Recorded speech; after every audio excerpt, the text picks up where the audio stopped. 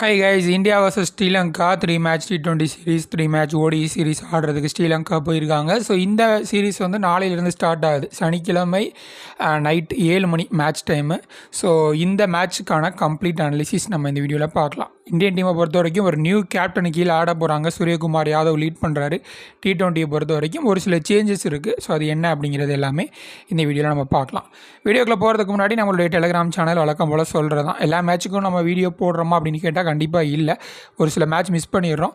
So அந்த மாதிரி miss பண்ணக்கூடிய மேட்சஸ்க்கான டீம்ஸ் மட்டும் நம்மளுடைய டெலிகிராம் சேனலில் நம்ம கொடுத்துட்ருக்கோம். ஸோ டெலிகிராம் சேனல் ஜாயின் பண்ணாதவங்க ஜாயின் பண்ணிக்கோங்க. ஜாயின் பண்ணுறதுக்கான லிங்க் இந்த வீடியோக்குள்ள டிஸ்கிரிப்ஷனில் கொடுத்துருங்க. இல்லை @VK டீம்ஸ்னு டெலிகிராம் சர்ச் ஆப்ஷனில் நீங்கள் போயிட்டு சர்ச் பண்ணி அப்படின்னா கூட உங்களுக்கு காட்டும். ஜாயின் பண்ணிக்கோங்க. 100 சீரீஸ் வந்து போயிட்டுருக்கு. ஸோ அதில் வந்து மென்ஸ் 100 மேட்ச்சுக்கு மட்டும் டீம் கொடுத்துட்ருக்கோம். ஸோ டைம் கிடைச்சது அப்படின்னா எக்ஸ்டெண்ட் பண்ணி மற்ற சில மேட்சஸ்க்கும் நம்ம வீடியோ போடலைனாலும் ஃபைனல் டீம் நம்ம இங்கே டெலிகிராமில் கொடுத்துருவோம். ஜாயின் பண்ணிக்கோங்க. முதல் T20 மேட்ச்சு. ஸோ இந்த மேட்ச் பார்த்திங்கன்னா ஸ்ரீலங்காவில் இருக்கக்கூடிய பல்லைகளை இன்டர்நேஷ்னல் ஸ்டேடியமில் வந்து நடக்க போகுது. ஸோ இந்த கிரவுண்டை பொறுத்த வரைக்கும் பார்த்திங்கன்னா ஸ்லைட்லி கொஞ்சம் ஸ்லோவர் சைடாக இருக்கும். பால் கொஞ்சம் நின்று வர்றதுக்கு ஒரு வாய்ப்பு இருக்குது. பேட்ஸ்மேன்ஸ் ப்ராப்பராக டைம் பண்ணி ஆடினாங்க அப்படின்னா அந்தளவுக்கு கஷ்டமாக இருக்காது. ஈவன் லங்கா ப்ரீமியர் லீக்கில் கூட நம்ம பார்த்தோம். ஸோ ஓரளவுக்கு வந்து நல்ல ஸ்கோர் பண்ணுறதுக்கு கொஞ்சம் அப்ளை பண்ணி ஆடினாங்க அப்படின்னா, ப்ராப்பராக பால் கொஞ்சம் நின்று வர்றதை டைம் பண்ணி ஆடினாங்க அப்படின்னா ஸ்கோர் பண்ணுறதுக்கு ஈஸியாக இருக்குது. இல்லைனா விக்கெட் கொடுக்குற மாதிரி தான் இருக்கும். பவுலர்ஸை பொறுத்த வரைக்கும் மீடியம் ஃபேஸ் வேரி பண்ணி போடக்கூடிய பவுலர், ஸ்பின்னர்ஸ் கொஞ்சம் ஃபேஸ் அட்ஜஸ்ட் பண்ணி போட்டாங்க அப்படின்னா அவங்களுக்கு நல்ல பர்ச்சேஸ் கிடச்சி நம்ம பார்த்துருக்கோம். அண்ட் நியூ பாலில் கொஞ்சம் ஹெல்ப் இருக்கிறதுக்கு வாய்ப்பு இருக்குது. ஸோ நைட் கேமு கண்டிப்பாக செகண்ட் இன்னிங்ஸில் டியூ ஃபேக்டர் இருக்கும் அப்படிங்கிற மாதிரி சொல்லியிருக்காங்க. ஸோ டியூ ஃபேக்டர் இருந்தது அப்படின்னா டெஃபினட்டாக வந்து செகண்ட் பேட் பண்ணுற டீமுக்கு ஒரு அட்வான்டேஜ் இருக்கும். ஈஸியாக இருக்கும் பேட்டிங் பண்ணுறது. ஸோ டாஸ் வின் பண்ணுற டீமு ஃபஸ்ட்டு பவுலிங் பண்ணுறதுக்கு நிறைய சான்சஸ் இருக்குது. டீட்டெயிலாக பார்க்கும்பொழுது பிச் ரிப்போர்ட் அப்படின்னு பார்க்கும்பொழுது T20 இன்டர்நேஷ்னல் மேட்சஸை பொறுத்த வரைக்கும் ஓவராலாக இங்கே 23 மேட்ச் வந்து நடந்திருக்கு. ஹையஸ்ட் ஸ்கோர் அப்படிங்கிறது 263, ஆவரேஜாக 167, அதை விட கொஞ்சம் அதிகமாக கூட எதிர்பார்க்கலாம் அப்படின்னு நினைக்கிறேன். லோவஸ்ட் ஸ்கோர் அப்படிங்கிறது 88 அப்படிங்கிற ரேஞ்சில் இருந்திருக்கு. கடைசியாக இங்கே நடந்த 3 மேட்ச்க்கான ரிசல்ட்டு இது கொஞ்சம் லாங் டைம் பேக் நடந்திருக்கு. ஸோ ஒரு மாதிரி 2020 2022 அந்த ரேஞ்சில் நடந்திருக்கு. பட்டு இதோட ரிசல்ட்டும், அதாவது குறிப்பாக அந்த பவுலர்ஸோட wicket taking percentage and score பேட்டர்னு, ஸோ இதெல்லாமே கம்பேர் பண்ணும்பொழுது இப்போ ரீசெண்டாக நடந்த லங்கா ப்ரீமியர் லீகோட இதுவும் ஒரு மாதிரி மேட்ச் ஆகுது. பவுலர்ஸும் அதே மாதிரி தான் மீடியம் ஃபேஸர்ஸ் அண்டு ஸ்பின்னர்ஸ் ஓரளவுக்கு ஈக்குவலாக விக்கெட் எடுத்திருக்காங்க. ஃபேஸர்ஸ் கொஞ்சம் நியூ பாலில் விக்கெட் எடுத்துருக்க மாதிரி இருக்குது. ஸோ பெரிய அளவில் மிஸ் மேட்ச் ஆகலை. ஸோ அதனால் இந்த நம்பர்ஸ் இன்டர்நேஷ்னல் T20 இன்டர்நேஷ்னல் மேட்சஸ்க்கான நம்பர்ஸே கொடுத்துருக்கேன். ஸோ இதில் நீங்கள் பார்த்தீங்க அப்படின்னா தெரியும் ஸ்கோரிங் பேட்டர்ன் எந்த அளவுக்கு இருக்குது அப்படின்னு சொல்லிட்டு. 200+ அப்படிங்கிறது அந்தளவுக்கு வரல. 196 அப்படிங்கிறது ஒரு அதிகபட்ச ஸ்கோராக இருந்திருக்கு. பவுலர்ஸை பொறுத்த வரைக்கும் யூஸ்வல் ஃபாஸ்ட் பவுலர்ஸ் நிறைய விக்கெட்ஸ் வந்து எடுத்திருக்காங்க. ஸ்பின்னர்ஸ் ஓரளவுக்கு டீசெண்டாக விக்கெட் வந்து எடுத்திருக்கிறத நம்மளால் பார்க்க முடியுது. ஸோ இந்த ஃபாஸ்ட் பவுலர்ஸ்லையுமே பார்த்தீங்கன்னா நிறைய மீடியம் ஃபேஸர்ஸ் வந்து நிறைய விக்கெட்ஸ் வந்து எடுத்திருக்காங்க. ஒரு நல்ல ஃபேஸில் போடக்கூடிய பவுலர்ஸை காட்டிலும் மீடியம் ஃபேஸஸ் நிறைய விக்கெட்ஸ் வந்து எடுத்திருக்காங்க. ஸோ அதையும் நீங்கள் கன்சிடர் பண்ணிக்கோங்க. ரெண்டு டீமோட ப்ராபபிள் பிளேயிங் 11 அப்படின்னு பார்க்கும்பொழுது இந்தியன் சைடில் இருந்து சூரியகுமார் யாதவ் நம்ம முன்னாடி சொன்ன மாதிரி லீட் பண்ணுறாரு கேப்டன்சியை. லாஸ்ட்டாக ஜிம்பாப்வே T20 சீரீஸில் ஆடிருந்த பிளேயர்ஸில் ஒரு சில முக்கியமான பிளேயர்ஸ் உள்ளே வந்திருக்காங்க. ரிஷப் பந்த், சூரியகுமார் யாதவ், ஹார்திக் பாண்டியா, அதுக்கப்புறம் வந்து அக்ஷர் பட்டேல், ஹர்ஷ்தீப் சிங், முகமது சிராஜ், இவங்கெல்லாம் உள்ளே வந்திருக்காங்க. ஸோ அவங்கெல்லாம் எந்தெந்த பிளேஸில் ஆடுவாங்க அப்படிங்கிறத பொறுத்து நம்ம வந்து பார்க்கலாம். அதே போல் ஸ்ரீலங்காவோட ப்ராபபிள் பிளேயிங் 11 அப்படின்னு பார்க்கும்பொழுது நுவான் துஷாரா அவர் வந்து உள்ளே எடுத்தாங்க ஸ்குவாடில். பட் அவர் அவைலபிள் இல்லை அப்படிங்கிற மாதிரி அப்டேட் நமக்கு இருக்குது.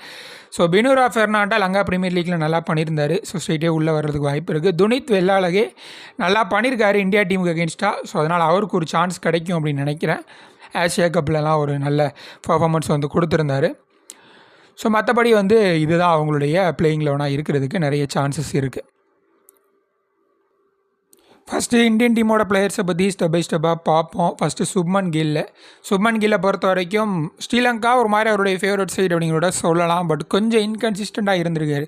ஃபார்ம் ஒரு 2 இயர்ஸ் முன்னாடி நம்ம அவருடைய ஃபார்முக்கும் இப்போ இருக்கக்கூடிய ஃபார்முக்கும் கொஞ்சம் டிஃப்ரென்ஸ் இருக்குது. கன்சிஸ்டண்ட்டாக ஸ்கோர் பண்ணுவார், அது இப்போ வந்து வர்றதில்லை. ஒரு 2 மேட்ச் ஃபெயில் ஆனால் 3வது மேட்ச் ஸ்கோர் பண்ணி அவருடைய பிளேஸை வந்து சாலிட் பண்ணுறது, அந்த மாதிரி ஒரு இன்னிங்ஸ் தான் அவர்கிட்ட இருந்து பார்க்க முடியுது. எஸ்எஸ்வி ஜெய்ஸ்வால் ஒரு ரிஸ்கி பிளேயர் தான், எப்பயுமே அடித்தார்னா பயங்கரமாக அடிக்கக்கூடிய ஒரு பிளேயர், இல்லைனா அவுட் ஆயிடுவார். ஸோ ஒரு சில அந்த ஷார்ட் பால்ஸ் கொஞ்சம் அந்த வீக்னஸ் இருக்குது, கொஞ்சம் ஃபேஸை வேரி பண்ணி போடும் பொழுது. ஸோ பினோரா ஃபெர்னாண்டோ ஒரு ரிஸ்க் ஏற்படுத்துறதுக்கு வாய்ப்பு இருக்குது. நல்ல டால் பவுலரு, அந்தளவுக்கு வேகம் இல்லை, பட் ஓரளவுக்கு நல்ல லென்த்தில் போட்டார் அப்படின்னா கொஞ்சம் சிரமப்படுறதுக்கு வாய்ப்பு இருக்குது எஸ்எஸ்வி ஜெய்ஸ்வால். ரிஷப் பந்தை பொறுத்த வரைக்கும் 1 டவுன் பொசிஷனில் T20 வேர்ல்டு கப்பில் ஒரு சர்ப்ரைஸ் மூவ் மாதிரி இருந்தது. ஸோ அதை வந்து கண்டினியூ பண்ணாங்க. அது ஓரளவுக்கு கிளிக் ஆணுச்சு அப்படின்னு சொல்லலாம், சில மேட்ச் ஃபெயில் ஆணுச்சு அப்படிங்கிற மாதிரி சொல்லலாம். பட் ரிஷப் பந்த் தான் T20 ஃபார்மேட்டை பொறுத்த வரைக்கும் 1 டவுன் பேட்ஸ்மேன் அப்படிங்கிறது இன்னும் கொஞ்சம் நாளைக்கு கொண்டு போவாங்க அப்படின்னு தான் நினைக்கிறேன். ஸோ ரிஷப் பந்தும் அந்த மாதிரி தான், ஒரு ரிஸ்க் எடுப்பார், நமக்கு தெரியும், ஒரு மாதிரி ரிஸ்கி பிளேயர் அப்படிங்கிறது. சூரியகுமார் யாதவ் இந்த ஃபார்மேட்டோட ஒரு டாப் பிளேயர் அப்படிங்கிறது நம்ம எல்லாருக்கும் தெரியும். கேப்டன்சி கொடுத்துருக்காங்க, ஸோ அதோட ப்ரெஷர் மேபி ரிஃப்ளெக்ட் ஆகுதா அப்படிங்கிறத பார்க்கணும். சிவம் தூபே பேட்டிங்கில் நம்ம ப்ரொமோட் பண்ணி நம்ம நிறைய பார்த்தோம் T20 வேர்ல்டு கப்லேயே. அவர் மேலே கொஞ்சம் நிறைய ஹோப் வைக்கிறாங்க. அந்த ஃபினிஷிங், இந்த ஹார்ட் ஹிட்டர் அப்படிங்கிற மாதிரி ஒரு ரோல் அவருக்கு கொடுக்குறாங்க. வேர்ல்டு கப்பை பொறுத்த வரைக்கும் பெருசாக ஒர்க் அவுட் ஆகலை. ஸோ இங்கேயும் அந்த மாதிரி ப்ரொமோட் பண்ணி அனுப்புறதுக்கு வாய்ப்பு இருக்குது. ரிங்கு சிங் ஆடுவாரா அப்படிங்கிறத பார்க்கணும். ரிங்கு சிங் அல்லது இதர் சஞ்சு சாம்சன் ஆடுறதுக்கு வாய்ப்பு இருக்குது. ஏன்னா வேர்ல்டு கப்லேயே பார்த்தீங்கன்னா மோஸ்ட்லி 5 பவுலர்ஸோடு தான் போயிருந்தாங்க. ஜடேஜா பெரும்பாலும் ஓவர்ஸ் போடலை, ஹார்திக் பாண்டியா தான் நிறைய ஓவர்ஸ் வந்து போட்டிருந்தார். ஸோ இந்த மேட்ச் வந்து அதே 5 பவுலரோட போகிறதுக்கு தான் நிறைய சான்சஸ் இருக்குது அப்படின்னு நினைக்கிறேன். தேவைப்பட்டால் சிவம் துபே ஓவர் போடலாம். ஸோ அதனால் அந்த 5 பவுலர் கான்செப்டோட போகிறதுக்கு நிறைய வாய்ப்பு இருக்குது. பட் பேட்டிங் ஆர்டரில் ஒரு குழப்பம் வரும் கண்டிப்பாக. ஏன்னா ரிங்கு சிங்கு ஒரு மாதிரி ரொம்ப டவுன் தி ஆர்டர் பேட்டிங்கில் இருக்க மாதிரி இருக்குது. ஸோ சஞ்சு சாம்சன் ஆடினா wicket keeper already Rishabh Pant இருக்கார். ஸோ சாம்சனை எங்கே ஆட வைப்பாங்க அப்படிங்கிறத நம்ம பார்க்க வேண்டியது இருக்குது. ஸோ இந்த மாதிரி நிறைய குழப்பம் இருக்குது அந்த ஒரு பிளேயரோட பிளேஸில் மட்டும். அக்ஷர் பட்டேலை பொறுத்த வரைக்கும் அவரை நிறைய வந்து மேலே பேட்டிங்கில் கூட ப்ரொமோட் பண்ணுறாங்க. இன்ஃபேக்ட் ஃபைனலில் கூட ப்ரொமோட் பண்ணாங்க. ஸோ அந்த மாதிரி வர்றதுக்கு வாய்ப்புகள் நிறைய இருக்குது. ரவி பிஷ்னோய், ஹர்ஷதீப் சிங், முகமது சிராஜ், ஸோ இவங்கெல்லாம் இம்பார்ட்டண்டான பவுலர்ஸாக இருப்பாங்க. நியூ பாலில் போடக்கூடிய பவுலர்ஸ் அப்படின்னு பார்க்கும்பொழுது ஹர்ஷதீப் சிங்கும் சிராஜும் நியூ பாலில் போடுவாங்க.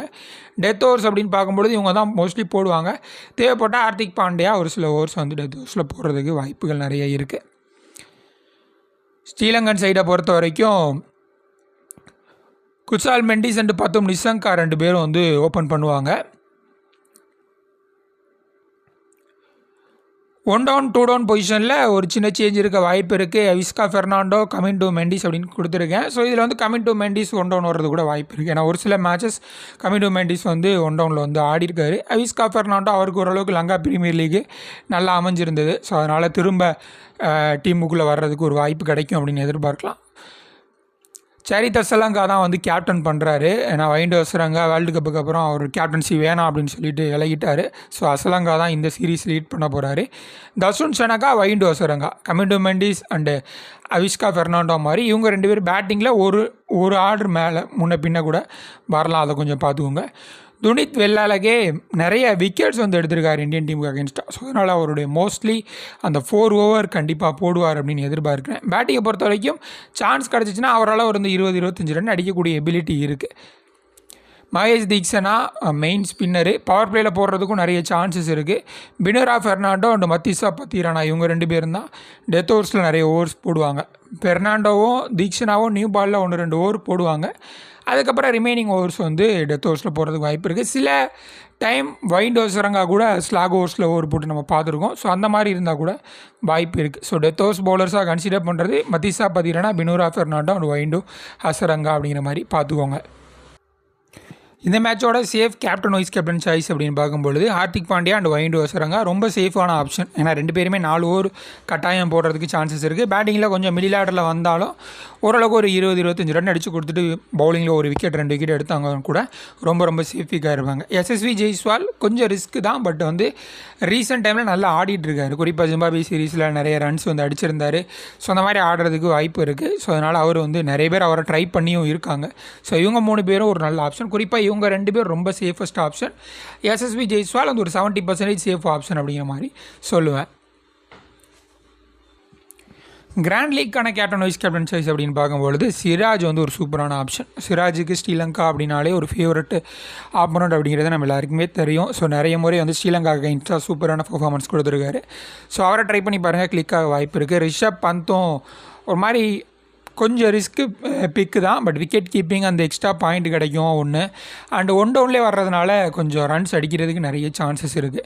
தசுன் ஷனகா அவருடைய பேட்டிங் அப்படிங்கிறது பெரிய அளவில் நம்பிக்கை இல்லை. ஏன்னா வந்து ஒரு 5 மேட்ச் 10 மேட்ச்சுக்கு ஒரு மேட்ச் 2 மேட்ச் அப்படி தான் ஆடுவார். பட் பவுலிங்கை பொறுத்த வரைக்கும் அவருடைய பவுலிங் ஸ்டைலுக்கு இந்த கிரவுண்டு ஓரளவுக்கு நல்லா, இந்த பிச்சில் ஓரளவுக்கு நல்ல அசிஸ்ட் கிடைக்கும். ஓரளவுக்கு ஃபேஸை வேரி பண்ணி போடுவார், மீடியம் ஃபேஸரு.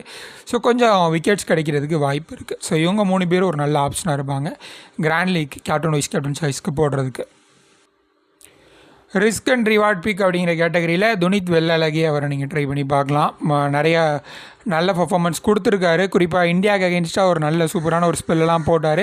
அண்டு மேட்ச் வர ஸ்ரீலங்காவில் நடக்குது அப்படிங்கிற பொழுது கொஞ்சம் கண்டிஷனும் ஓரளவுக்கு ஃபேவரபுளாக இருக்கும் அவருக்கு. ஸோ அந்த வகையில் வந்து ஒரு நல்ல ஆப்ஷனை நம்ம பார்க்கலாம். கம்மிங் டு மெண்டிஸ் ஒரு சில நல்ல நாக்ஸ் ஆடினார் லங்கா பிரீமியர் லீகில். அண்ட் பேட்டிங்கில் டாப் ஆர்டர்லேயே வர்றாரு. தேவைப்பட்டால் ஓவர்ஸ் போடுறதுக்கு வாய்ப்பு இருக்குது. கொஞ்சம் கம்மியான சான்ஸ் தான் அப்படின்னு பார்த்தா கூட தேவைப்பட்டால் 1-2 ஓவர் போடுவார். ஸோ அந்த வகையில் வந்து ஒரு நல்ல ஆப்ஷனாக பார்க்கலாம். சிவம் தூபே பேட்டிங்கில் நான் முன்னாடி சொன்ன மாதிரி நிறைய ப்ரொமோட் பண்ணுறாங்க.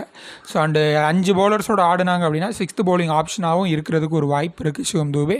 ஸோ அந்த கேட்டகரியில் நீங்கள் சிவம் தூபையும் ஒரு நல்ல ஆப்ஷனாக கன்சிடர் பண்ணலாம். And final small league team இதான் என்னுடைய டீம். இதில் ஏதாவது சேஞ்ச் இருந்துச்சு அப்படின்னா வழக்கம் போல் நான் வந்து டெலகிராம் சேனல் உங்களுக்கு அதை இன்ஃபார்ம் பண்ணிடுவேன். டெலகிராம் சேனல் இது வரைக்கும் ஜாயின் பண்ணாதவங்க ஜாயின் பண்ணிக்கோங்க. ஜாயின் பண்ணுறதுக்கான லிங்க் வந்து இந்த வீடியோக்குள்ள டிஸ்கிரிப்ஷனில் கொடுத்துருக்கேன். ஸோ என்னுடைய டீமில் பார்த்தீங்கன்னா சிராஜ் கேப்டனாக போட்டிருக்கேன், வைஸ் கேப்டனாக ஹார்திக் பாண்டியா அப்படிங்கிற மாதிரி போட்டிருக்கேன். இது கொஞ்சம் ரிஸ்கியாக தெரிலாம், ஏன்னா ஆல்ரவுண்டர் ஆப்ஷன் ரொம்ப சேஃபான ஆப்ஷன் 2 பேர் இருக்காங்க, அசரங்காவும் ஹார்திக் பாண்டியாவும் இருக்காங்க. அப்படிங்கிற பொழுது எதுக்கு சிராஜ் அப்படின்னு கேட்டிங்கன்னா ஒரு சின்ன ரிஸ்கியான ஒரு மூவ் தான். இதர் கிளிக் ஆகலாம், இல்லை ரொம்ப சுமாராக ஃப்ளாப் ஆகலாம் அப்படிங்கிற மாதிரி கூட சொல்லலாம். ஸோ இது மட்டும் கொஞ்சம் பார்த்துக்கோங்க. அண்டு ரிஸ்கி பிக் அப்படின்னு பார்க்கும்போது ஒரு சில ரிஸ்கி பிக் எடுத்திருக்கேன். வெள்ளாலைக்கு எடுத்திருக்கேன். அதுக்கப்புறம் வந்து பிஷ்னோய், ஹர்ஷ்தீப் சிங்லாம் கூட கொஞ்சம் கம்மியான பேர், பிஷ்னோய் அண்டு சிராஜ்லாம் கூட கொஞ்சம் கம்மியான பேர் தான் எடுத்திருக்காங்க. ஸோ இதில் சேஃபஸ்ட்டு பிக் அப்படின்னு பார்க்கும்பொழுது நிறைய பேர் எடுத்திருக்கிறது, குறிப்பாக குசால் மெண்டிஸ் நிறைய பேர் எடுத்திருக்காங்க. ஏன்னா அவர் கொஞ்சம் கன்சிஸ்டண்ட்டாக ஆடுவார் அப்படிங்கிறதுனால. நிசங்கா கொஞ்சம் பேர் அதிக பேர் எடுத்திருக்காங்க. அண்டு தசுன் ஷனகாவும் நிறைய பேர் எடுத்திருக்காங்க, லங்கா பிரீமியர் லீகோட எஃபெக்ட் அப்படிங்கிற நினைக்கிறேன். ஸோ அதெல்லாம் வந்து நிறைய பேர் எடுத்திருக்காங்க. ஸோ அந்த மாதிரி நீங்கள் எடுக்கிறனா தாராளமாக நீங்கள் எடுத்துக்கலாம். துனித் வெள்ளாளங்கெல்லாம் ரொம்ப கம்மியான பேர் தான் எடுத்திருக்காங்க. ஸோ அந்த மாதிரி ஒரு 3 பிளேயரை நீங்கள் சேஃபாக எடுத்துகிட்டு captain vice captain Hardik Pandya அவிண்டோசரங்க கொடுத்தீங்க அப்படின்னா ரொம்ப சேஃபான டீமாக இருக்கும். சூரியகுமார் யாதவையும் இன்க்ளூட் பண்ணிக்கோங்க. அவரையும் அரௌண்டு நிறைய ஒரு 80% மேலே எடுத்திருக்காங்க அப்படின்னு நினைக்கிறேன். ஸோ இந்த 4 பிளேயர் தான் மோஸ்ட்லி எடுத்துகிட்டு நீங்கள் எடுத்துக்கோங்க. ஏன்னா மேட்சப்ஸ் அப்படின்னு பார்க்கும்பொழுது சிராஜ் வர்சஸ் நிசங்கா, குசால் மெண்டிஸ் அதெல்லாம் அந்தளவுக்கு பெட்டராக இல்லை. அண்ட் இந்தியாவுக்கு அகேன்ஸ்டாக அவங்க பெரிய அளவு பர்ஃபார்மன்ஸ் அப்படிங்கிறதும் கொஞ்சம் அளவுக்கு கன்சிஸ்டண்ட்டாக இல்லை. ஸோ அதனால் வந்து நான் எடுக்கலை. ஸோ இந்த டீம் அப்படியே இருக்கும் அப்படின்னு கேட்டிங்கன்னா கண்டிப்பாக பிச் ரிப்போர்ட் மாதிரியான விஷயங்கள் பார்க்க வேண்டியது இருக்குது. லைவ் பிச் ரிப்போர்ட்டு கண்டிஷன் அந்தளவுக்கு ஃபேவரபுளாக ஃபாஸ்ட் பவுலர்ஸுக்கு எந்தவித ஹெல்ப்பும் இருக்காது அப்படிங்கிற மாதிரிலாம் தோணுச்சு அப்படின்னா நம்ம மாற்றிக்கலாம், அதில் ஒரு சேஞ்ச் பண்ணிக்கலாம். அதுக்கான சேஞ்சஸை பண்ணி நான் டெலகிராம் சேனலில் உங்களுக்கு டீமை கொடுத்துருவேன். ஜாயின் பண்ணிக்கோங்க டெலகிராம் சேனலில். நன்றி.